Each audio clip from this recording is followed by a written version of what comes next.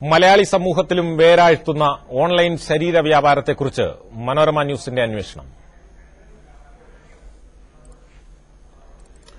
Online പെൺവാണിഭം കേരളത്തിലും വേരുറപ്പിക്കുന്നുവെന്ന് ഞെട്ടിക്കുന്ന റിപ്പോർട്ടുകൾ. ലോകത്ത് എവിടെയിരുന്നും ഇന്റർനെറ്റിലൂടെ മലയാളി പെൺകുട്ടികളെ ആവശ്യപ്പെടാവുന്ന സൈറ്റുകളിലൂടെയാണ് വ്യാപാരം. വിദേശത്താണെന്ന് കരുതേണ്ട കേരളത്തിൽ കൊച്ചിയിലും ചെറുനഗരങ്ങളിലും വരെ സജീവമാണ് ഓൺലൈൻ പെൺവാണിഭമെന്ന് മനോരമ ന്യൂസ് സംഘത്തിന്റെ അന്വേഷണം കണ്ടെത്തി.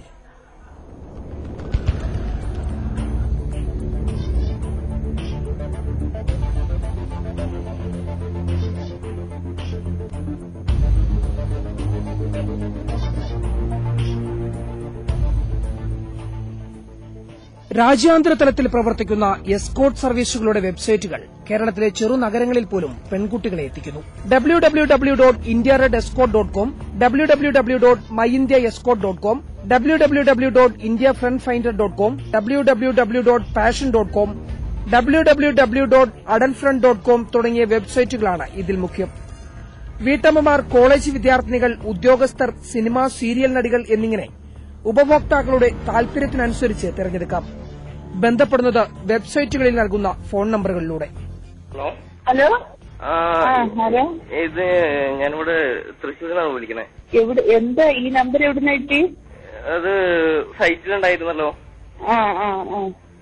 ഞാനിപ്പോ അത് കണ്ടിട്ട് വിളിക്കണാണ്. എവിടെ സ്ഥലം എവിടെയാ? ഇത് കോഴിക്കോട്. എങ്ങനെയുണ്ട് റേറ്റും കാര്യങ്ങളൊക്കെ എങ്ങനെയാ? ഇത് ആരാന്ന് മനസ്സിലായില്ല. എന്ത് വർക്ക് ചെയ്യുന്നു നിങ്ങള്? ഞാനിവിടെ ദുബായിലായിരുന്നു. ഞാനിപ്പോ ലീവിന് വന്നിരിക്കണാണ്. അപ്പൊ ജസ്റ്റ് അത് ആണല്ലോ. 1 ഹവറിന് 10,000. 1 ഹവറിന് 10,000. നിങ്ങളുടെ അവിടെ റൂം എന്തെങ്കിലും ഉണ്ടോ എന്നറിയാം. 1 ഹവർ ആവുമ്പം റൂമിന്റെ 2,000 എക്സ്ട്രാ തരണം. റൂം തരും. അതല്ല നിങ്ങൾ ഈ കാലിക്കറ്റിൽ എവിടെയെങ്കിലും കൊണ്ടുപോവാണെങ്കിൽ 1 ഹവറിന് 10,000 കൊണ്ടുപോവാം. പല നമ്പറുകളിലും വിളിച്ചു. ഒട്ടേറെ പേർ കരാർ ഉറപ്പിക്കാൻ മത്സരിച്ചു. സ്കൂൾ വിദ്യാർത്ഥിനികളെ വേണമെന്ന ഞങ്ങളുടെ നിബന്ധന പാലിച്ചത് ഇതിലൊരു കൂട്ടർ. കൊച്ചി നഗരത്തിലെ ഒരു ഹോട്ടലിലേക്ക് പെൺകുട്ടിയുമായെത്തി. ഒപ്പമുള്ളത് പെൺകുട്ടിയുടെ അമ്മ എന്ന് പരിചയപ്പെടുത്തിയ സ്ത്രീയും. പ്രതിഫലം ഒരു രാത്രിക്ക് 20,000 രൂപ.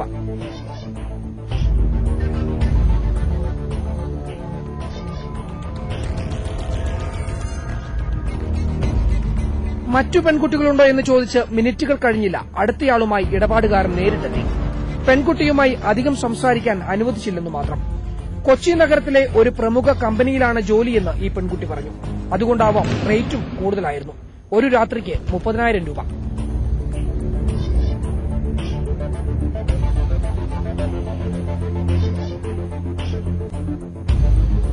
ദൃശ്യങ്ങൾ പകർത്തുന്നത് ഇടയ്ക്ക് ശ്രദ്ധയിൽപ്പെട്ട ഇടനിലക്കാരൻ പെൺകുട്ടിയുമായി രക്ഷപ്പെട്ടു.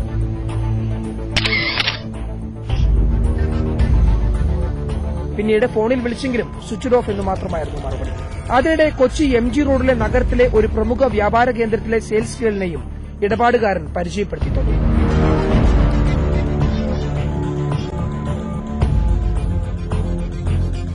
അതോടൊപ്പം കാറിലും ഇവർ ഞങ്ങൾക്ക് പെൺകുട്ടികളെ എത്തിച്ചു.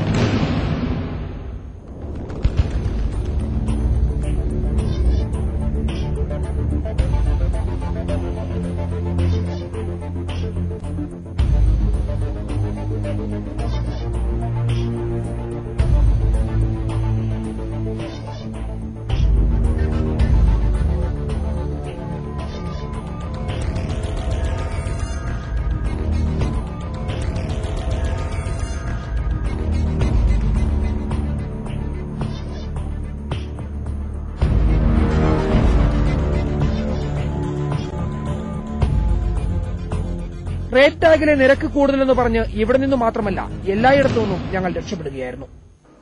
ആധുനിക യുഗത്തിലെ എല്ലാ ബിസിനസ്സും പുരോഗമിക്കുന്നത് ഓൺലൈനുമായി ബന്ധപ്പെട്ടാണ്.